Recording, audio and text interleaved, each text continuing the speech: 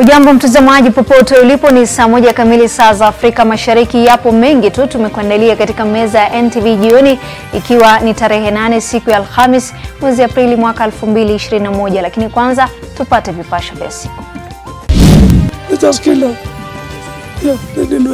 Wanahabari kote nchini walaani mauaji ya mwenzao Betty Barasa, huku familia ikitaka haki itendeke. We plan to create a weapons manufacturing surplus that will transform Kenya into an exporter of security equipment.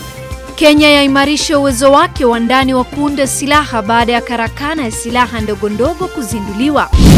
Bado Kenya inavutana na USAID kuhusiana na hatima ya dawa za ARVs, huku wanaoishi na HIV wakijawa na hofu. Na mapuuzi ya kanuni za kudhibiti corona bado ni changamoto kuu katika miji mikubwa kama Mombasa na Kisumu.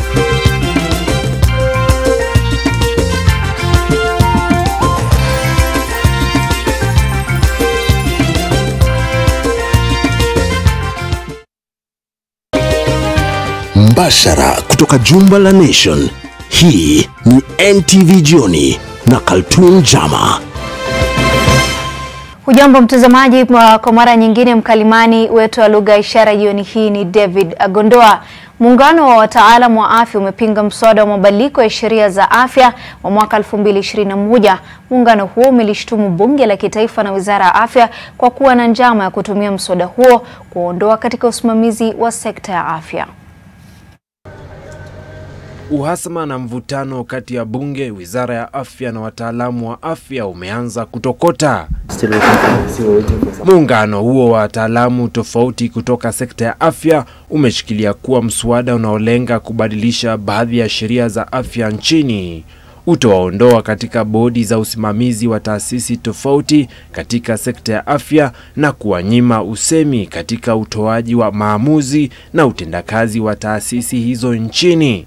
We hereby reject the entire Health Laws Amendment Bill 2021 and call upon the Cabinet Secretary to withdraw the proposed amendments. At the intentions of this bill, it is actually to remove the professionals from consultative and daily interrogation of issues that affect health.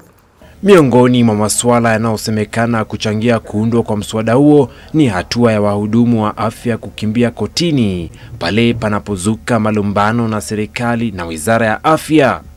That in these various national organizations there is a dearth of professional representation, and then you get business and political interests seizing the day.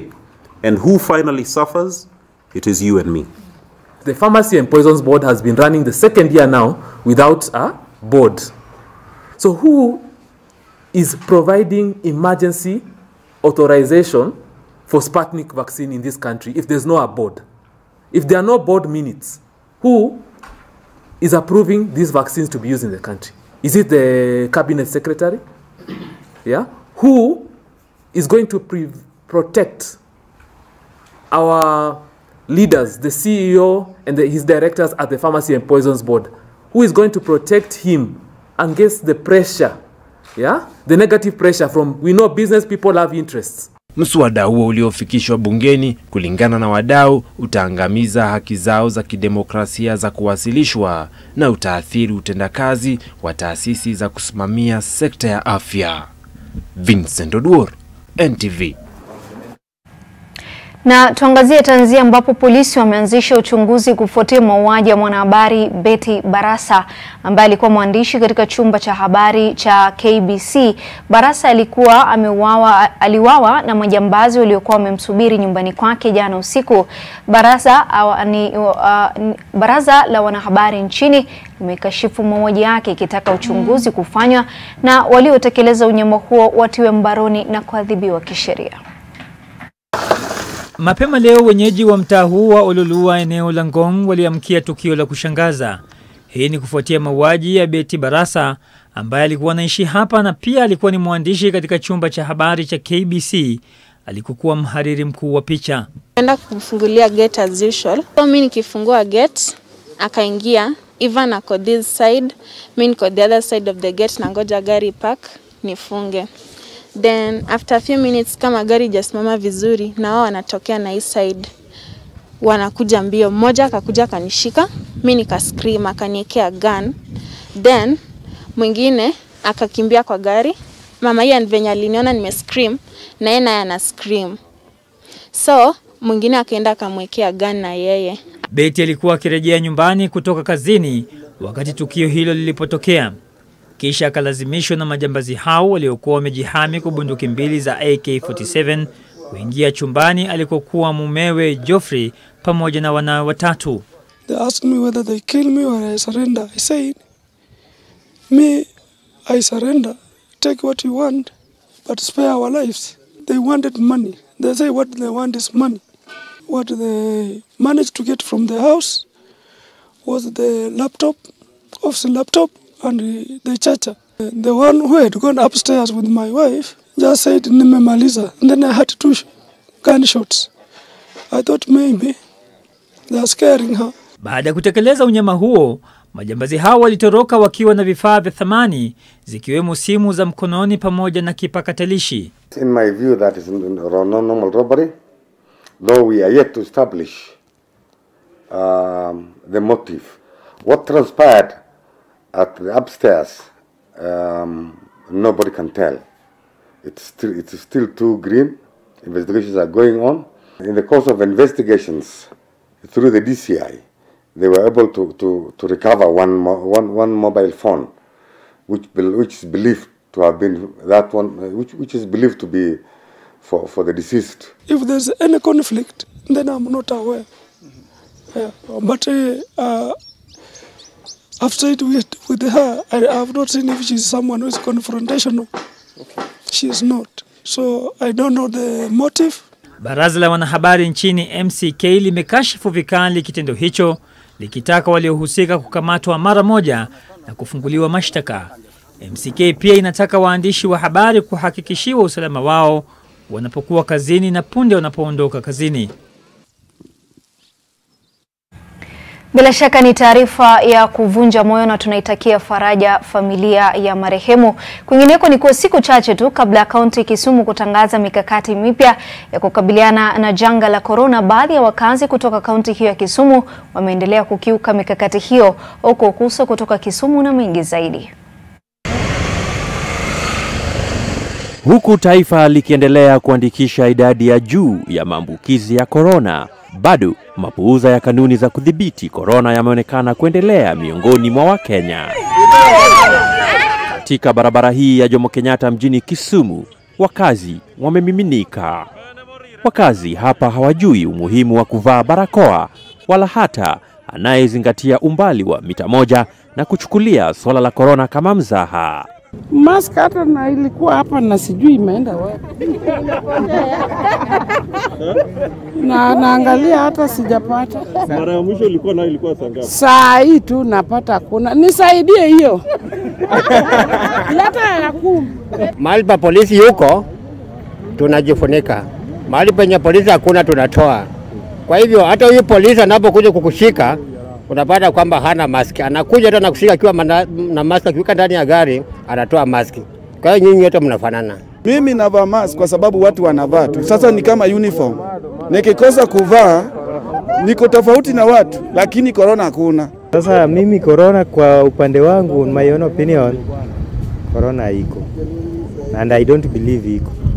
Ni wiki jana tu ambapo visa vipya 99 iliripotiwa kutoka kaunti hii, jambo ambalo lilifanya serikali ya kaunti kuweka masharti mapya kukabiliana na janga hili. Boda shall strictly carry only 1 passenger, with tuk-tuks carrying a maximum of 2 passengers.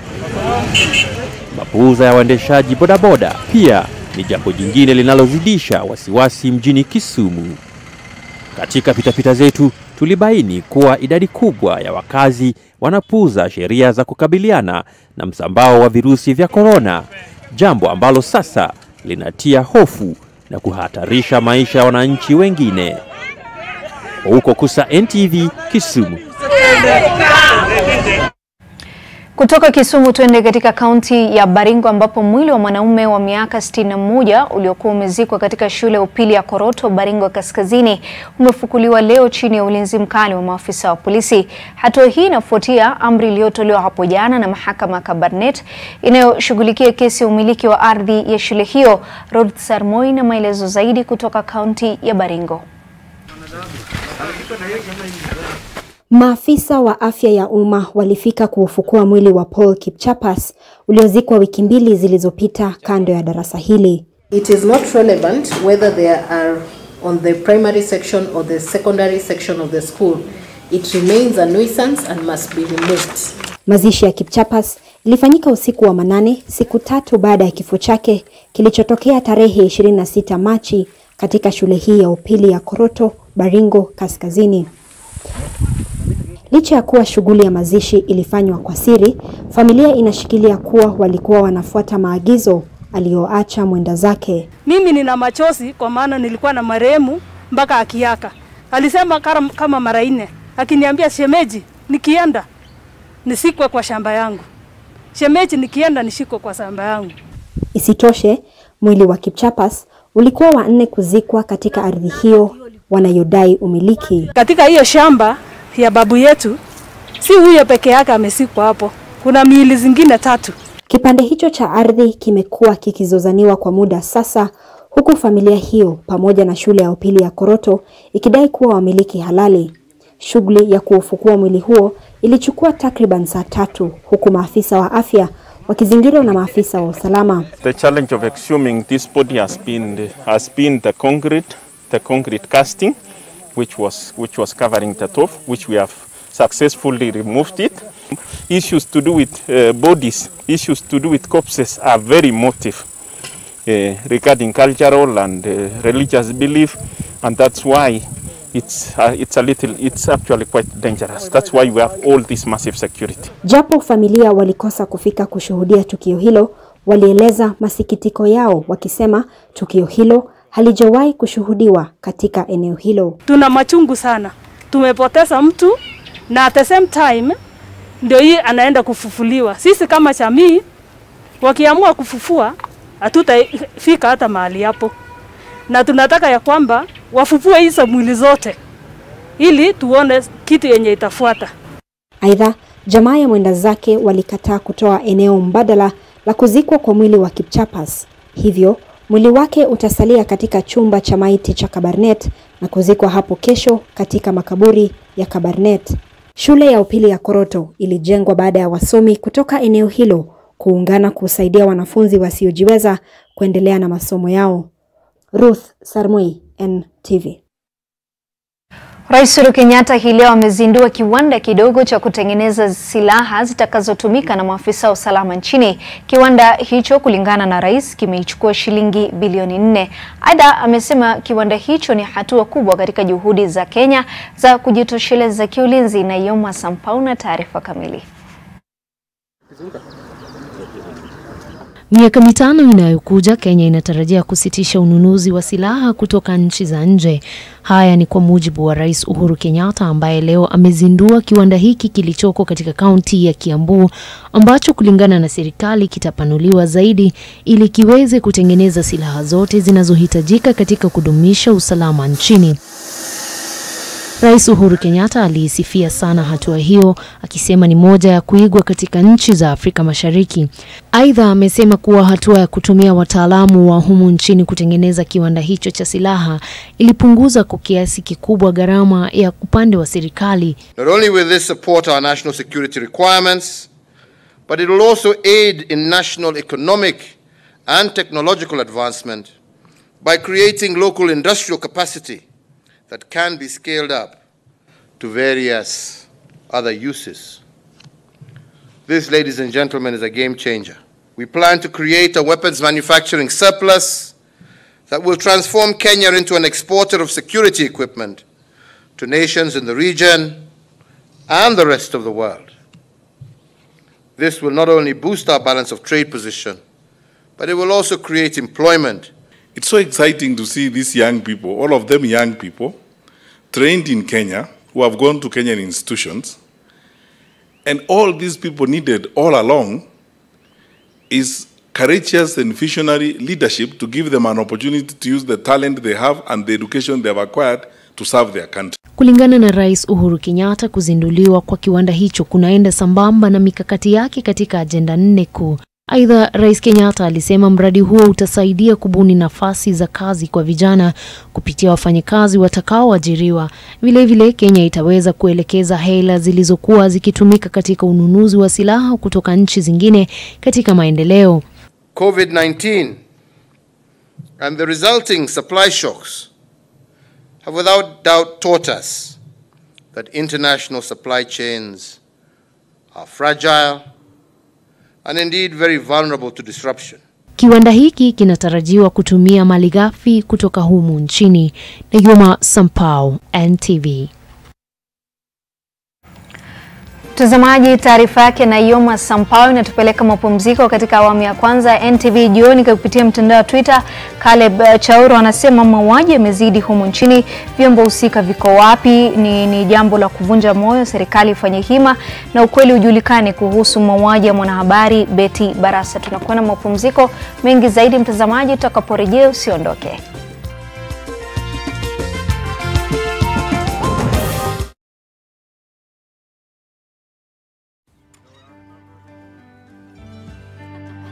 Today tastes like a Sunday barbecue. And it never tasted this good.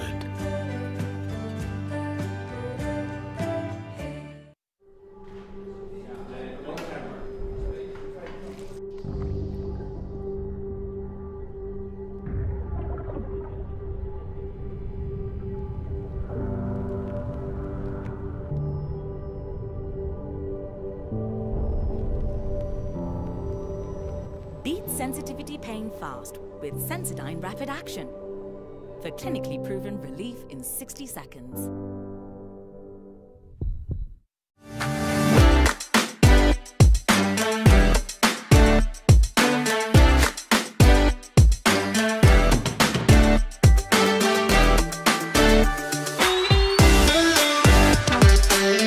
To keep skin restored, that's the healing power of Vaseline. Helen Paul. Hello, madam. Would you like to join us on this mission? Yes, but how? Just one question for you. How do you keep your toilet clean? I use regular detergent and bleach for washing and removing yellow stains. I've been using it for years. Oh, madam, the regular detergents and bleach are used for washing clothes. To disinfect your toilet properly, you need Harpic 10X. It is specially made for germs and stains removal. Harpic's thick formula settles on stains and gives 10 times better cleaning compared to regular detergents and bleach. Wow, now I'm convinced, Helen Paul. Really? Yeah. Now that she's part of the mission, the next house is yours.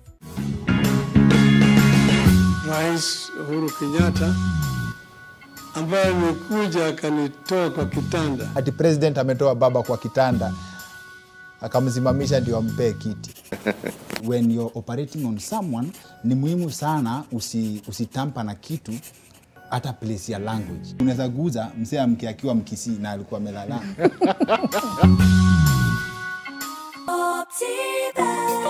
Our brand new Get It community project, Happy Gardens in Kitengela. You matter to us. Pay 800k on any of our projects and get 20k cashback. Pop. Call us now on 0790 300 300.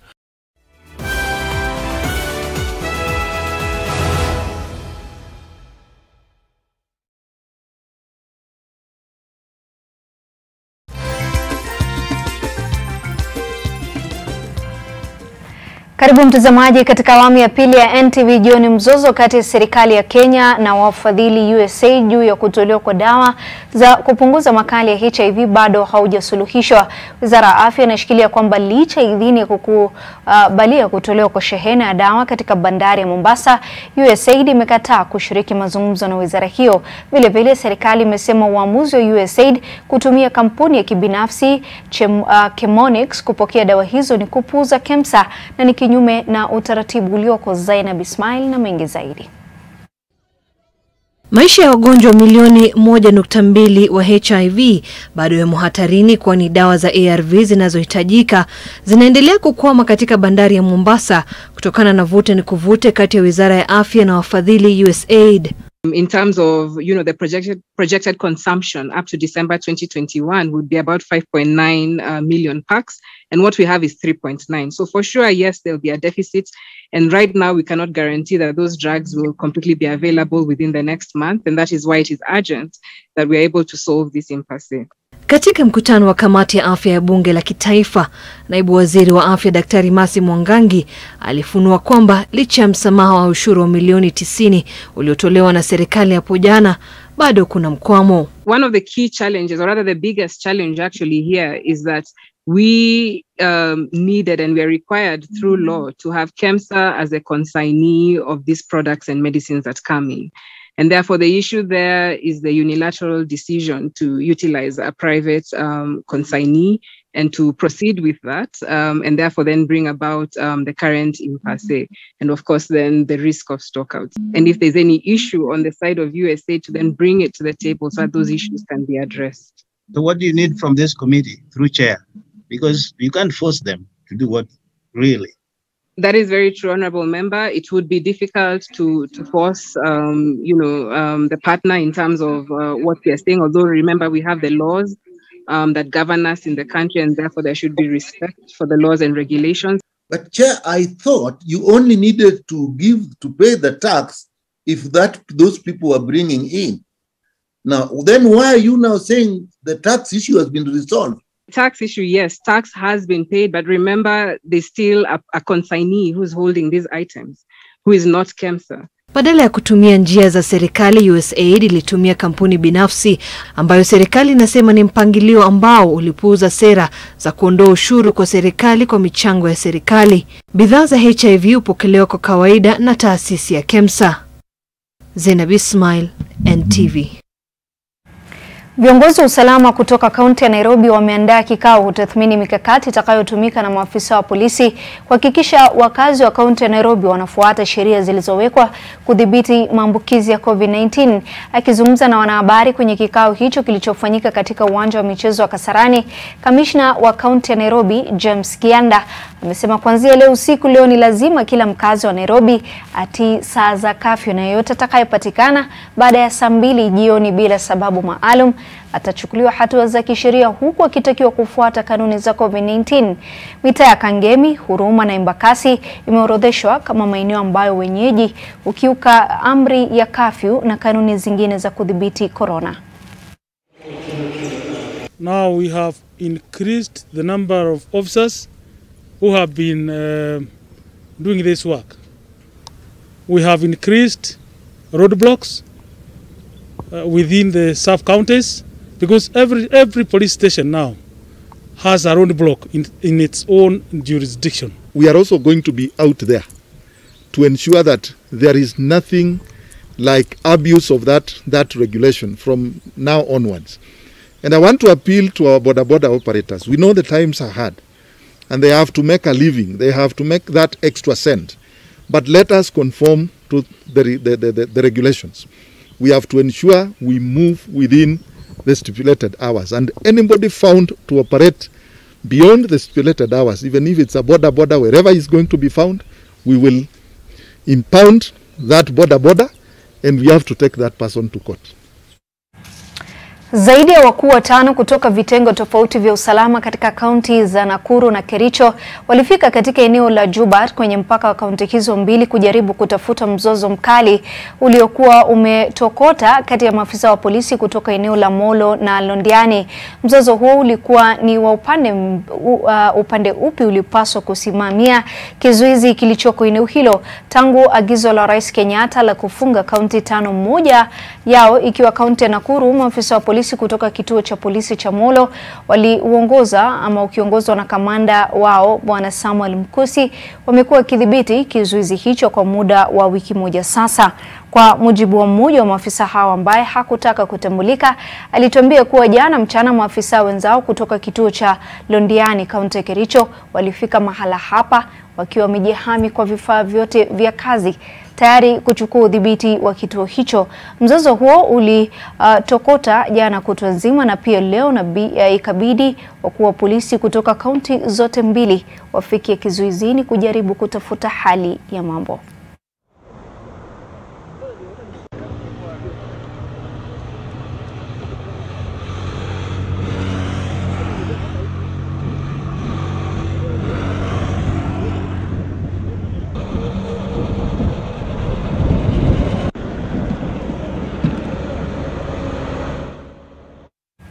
Na katika kaunti ya Mombasa, hatua kuwataka wakazi wa kaunti hiyo kutumia daraja la Liwatoni bado inaonekana kuwapendeza wengi, hasa wanaoishi maeneo karibu na kuwaudhi wanaoishi maeneo ya mbali. Baadhi wanadai kutokuwepo kwa kituo cha magari karibu kuna walazimu kutembea masafa marefu au kugharamika hata zaidi. Lakini kama anavyotueleza mwanahabari wetu wa Mombasa Fatma Bugu, lisilobudi hubidi, kwani lazima ugonjwa wa corona udhibitiwe.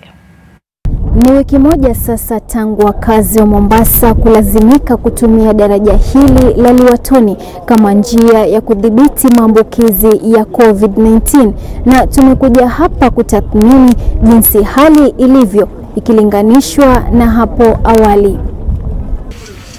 Tulifika hapa muda wa saa 9 kujionea mambo yalivyo. Baadhi walifika hapa mapema hata kabla ya daraja kufunguliwa ili wawe wa kwanza kuvuka. Upande wangu sijiona kama imesaidia sana kwa sababu kuna watu tunatoka mbali. Na kama wakati tukitumia feri tulikuwa tunaamka saa 12. Lakini kwa saa hii tunaamka kama saa 10:30 kwa sababu ya msongamano wa watu.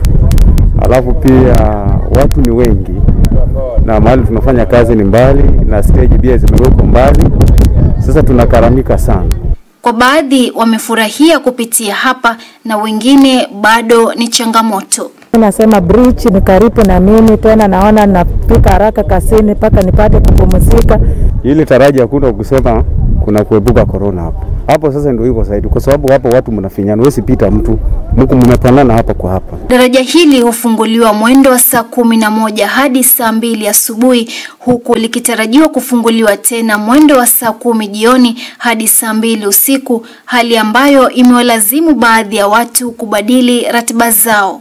Njiani tuliopata watu wakielekea darajani. Sasa tunaweza kuja pale, unangoja bado hawajafungua pale. Sasa tunakaa tunajua hivyo na tumechoka. Haya masaa kutoka kazi nayo kama ulikuwa tunafunga saa 9 inabidi saa 8:30. Sasa tunakatisha masaa kwa sababu ya kuvuka. So kufika pale pia tunakaa. Hali imeimarika kwa kiwango fulani kwani taa zimewekwa ili kuhakikisha usalama wa wanaotumia kivuko hiki. Kwa wachuuzi imewalazimu kuhamia hapa ili kuendesha biashara zao kwani kivuko cha feri kimesalia mahame kukiwa na watu wachache tu. Fatma Bugu, NTV, kaunti ya Mombasa. Na sasa mtazamaji, tupate mkusanyiko wa matukio majimboni.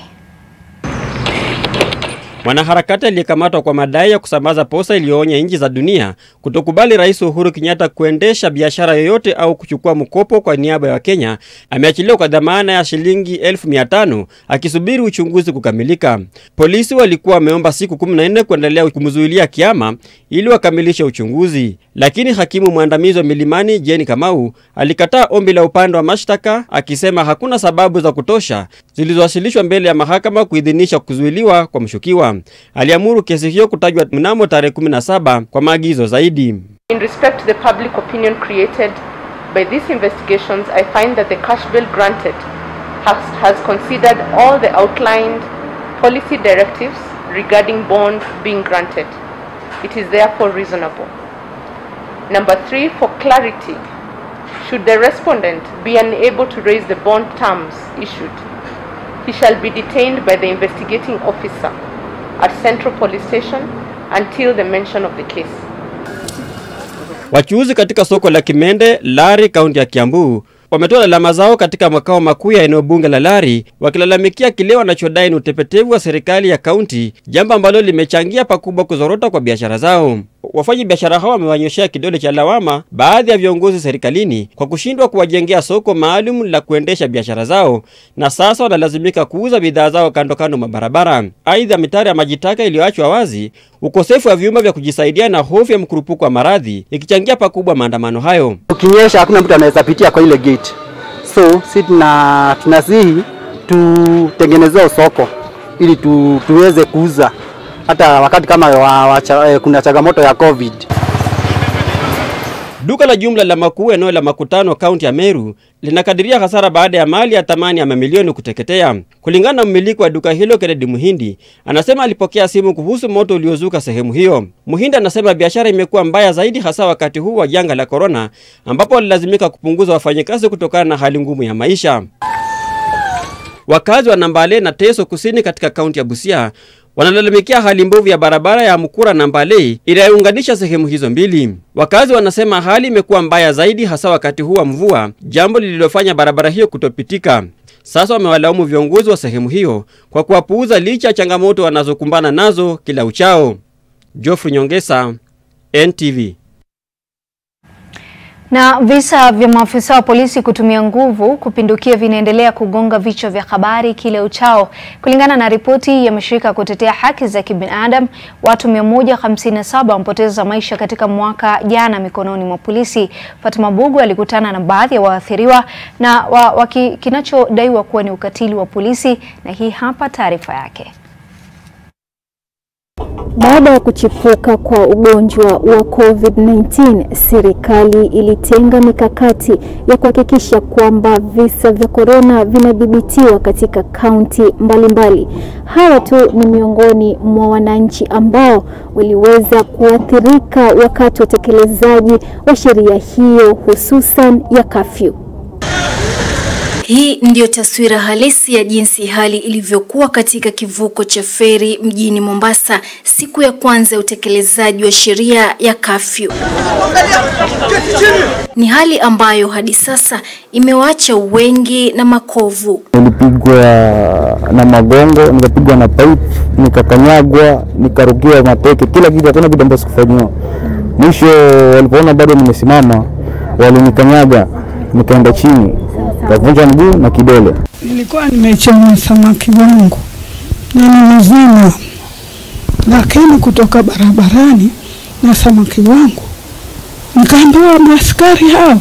Nikasema waaskari wa nini basi? Hata sijasema. Nilishtukia nimeangushwa. Ile kuanguka nilitoka meno 6. Judith Simiu naye alimpoteza kakake Elvis Otieno eneo la Nairobi baada ya kupigwa risasi 2 kifuani na anayedaiwa kuwa afisa wa polisi. Masaa ya kazi anapatana na maaskari hapo, wanaanza kuaji na maaskari kidogo. Askari wakaanza kumchapa, wakamchapa kisha wakamuua. Mpaka alikuwa anainua mkono anawaambia aki mnisamee, kama nimekosa mnisamee, but askari hakutaka kujua. Asilimia kubwa ya waathiriwa hawa wanadai kuwa hakuna hatua yoyote imechukuliwa hata baada ya kuripoti kwa mashirika husika. Na hiyo askari kenye natuuma tunamuona bado anatembea, ako free na ajali. Ofisi pia ilikuwa imefika wakati pia wanaanza kututhreaten, hatufai kuongea. 157 is a very high number. We can't be having 13 Kenyans killed every month by the same individuals who have sworn to protect the lives of Kenyans. We want every police officer who is accused to face the full wrath of the law. Hii leo mashirika 13 ya kutetea haki za kibinadamu yamezindua ripoti ya The Missing Voices inayolenga kuleta mabadiliko ya jinsi maafisa polisi wanavyotekeleza sheria. Fatma Bugu, NTV, County ya Mombasa. Mtazamaji, zimekatika tena 31 baada ya saa 1 kamili saa za Afrika Mashariki. Mmoja wa Mount Kenya Duke anasema baada ya taarifa yake Okusa wa Kenya waache kulaumu serikali kikuja masuala ya COVID-19, mapuza inawatia katika balaa, watu wavae barakoa na wazingatie mikakati yote iliyowekwa na serikali katika kukabiliana na janga la corona. Tunakuwa na mapumziko mengi zaidi mtazamaji utakaporejea katika awamu ya 3.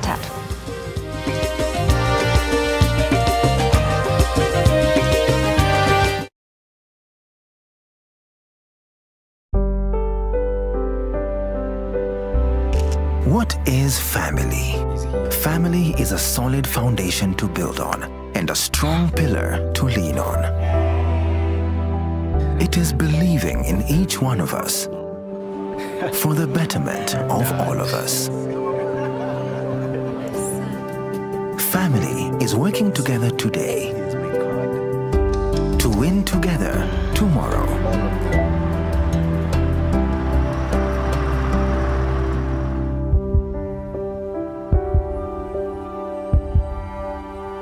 It is creating opportunities for a lifetime of happiness.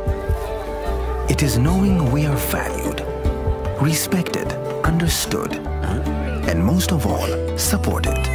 The future is bright because you can always bank on family. Family Bank, with you for life. From your first day at school to you captaining your soccer team, no matter how old you are, you'll always be my baby. That's why I trust Dettol to clean, protect, and keep you refreshed every day. I still can't believe how quickly you've grown. Dettol, tested effective against COVID-19. This looks different. It is. See for yourself. Okay, so it's a photo. Look closer. Photos within photos. What about video? 8K video. Beyond cinema quality. So... You can pull portrait quality photos straight from video. But will it last the whole trip? Battery for the whole trip and the way back. This is different. Told you.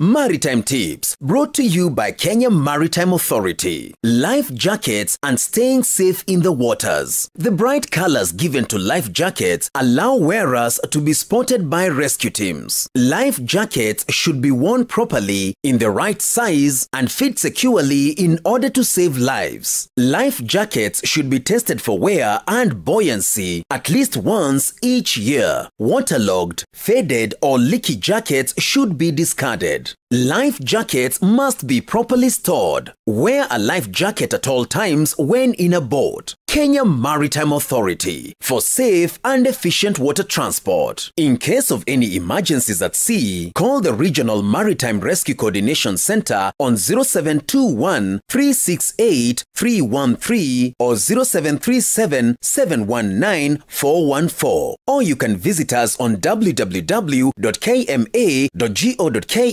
or Facebook Kenya Maritime Authority, Twitter at KMA Kenya, or YouTube Kenya Maritime Authority.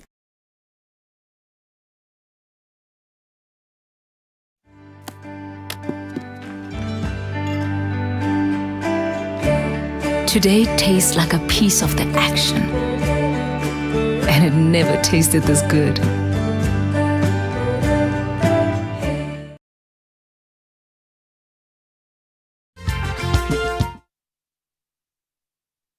Kapu la biashara imeletwa kwako na Family Bank. Huenda Kenya ikanufaika kutokana na mradi wa hazina ya fedha dunia IMF unaonuia kuongeza fedha zinazotenga kwa mikopo ya nchi za uchumi wa chini na zile za wastani. Hii ni mojawapo wa mapendekezo ambayo yametolewa katika mkutano kila mwaka baina hazina ya IMF na Benki ya Dunia ambayo imeanza tangu Jumanne wiki hii. Meneja mkurugenzi wa IMF amesema upanuzi huu wa fedha za mikopo utawezesha uchumi wa dunia kuimarika baada ya athari za COVID-19. Ijumaa wiki iliyopita, bodi ya hazina ya IMF iliidhinisha mikopo ya shilingi bilioni 255 kwa uchumi wa Kenya.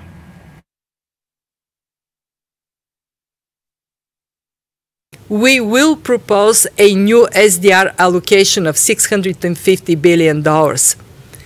This will help address the long-term global need for reserve assets and provide substantial liquidity boost to all our members, especially the most vulnerable. Shirika la kibiashara duniani WTO linatathmini kwamba uchumi wa ulimwengu utakuwa kwa 5.1 mwaka huu ikilinganishwa na kudidimia kwa 3.8 mwaka jana. Mkurugenzi mkuu wa WTO Ngozi Okonjo-Iweala amesema kwamba kueneza kwa chanjo ulimwenguni kwa nia isiyobagua nchi tajiri na maskini kutachangia ukuaji wa uchumi kwa ulimwengu kwa kasi zaidi. Nchi nyingi zinakumbana na changamoto mbalimbali za kiuchumi zinazotokana na janga la corona. Following a sharp decline in the first half of the year, trade recovered more quickly than expected in the second half of 2020. This rebound has continued, and the WTO's baseline trade forecast foresees an 8% increase in the volume of world merchandise trade for 2021. The rapid development of effective vaccines has given the world a realistic chance of stopping this disease in its tracks and jump-starting the world economy at the same time. But this opportunity could be squandered if large numbers of countries and people do not have equal access to vaccines. Mwisho wa taarifa za kibiashara. Tutakaporejea mtazamaji, tutakuwa tunaenda viwanjani tuangazie mengi kuhusu soka na mengine. Kapu la biashara imeletwa kwako na Family Bank. Family is working together today. It is creating opportunities for a lifetime of happiness. The future is bright because you can always bank on family.